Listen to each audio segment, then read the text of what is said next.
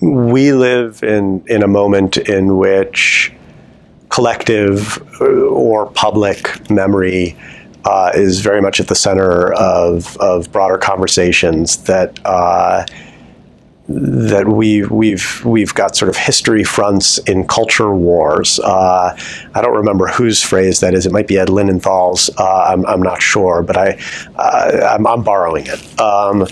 And that there is a kind of a national conversation that's been taking place about how we as a society want to represent and reflect upon the past. And that conversation often gets rooted in what I think of as discussions of public space or quasi-public space. The naming of buildings, monuments and memorials and museum exhibits. And so my own perspective on this is that it's extraordinarily healthy. That what we see is a society that's taking stock of its relationship to its past, and that there is almost no way in which that kind of a process can play out that isn't somewhat painful, but that kind of pain has a real payoff, which is an engagement with history.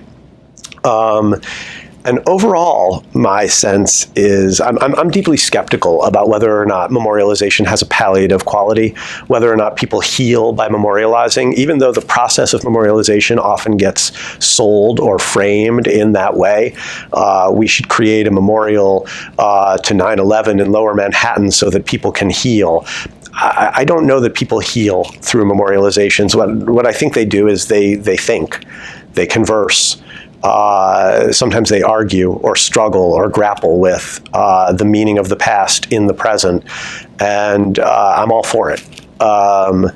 I am the child of a child survivor of the Holocaust, and I grew up in a family in which my grandparents and my parents and my great aunt and great uncle and my cousins would sit around the table and share stories. These were extraordinarily painful, horrible stories of loss and of sorrow, and yet they were sustaining for my family.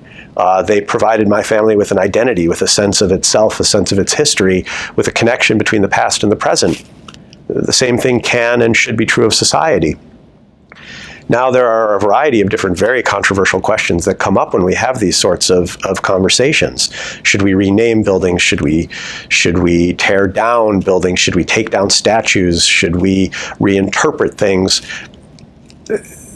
From my perspective, again, those conversations are overwhelmingly healthy.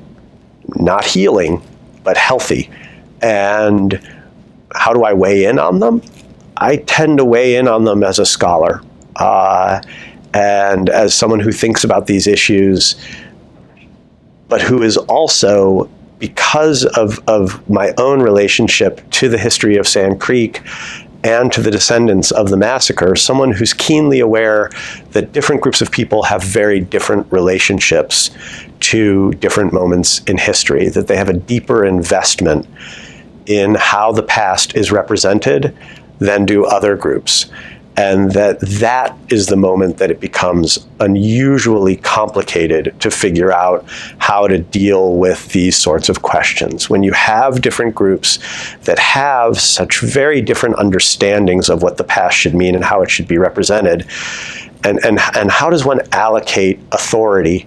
How does one allocate the right to interpret the past? And again, these are the sorts of issues that fascinate me. And so the more people are having these conversations, the better, the healthier it is for our society's understanding of its past.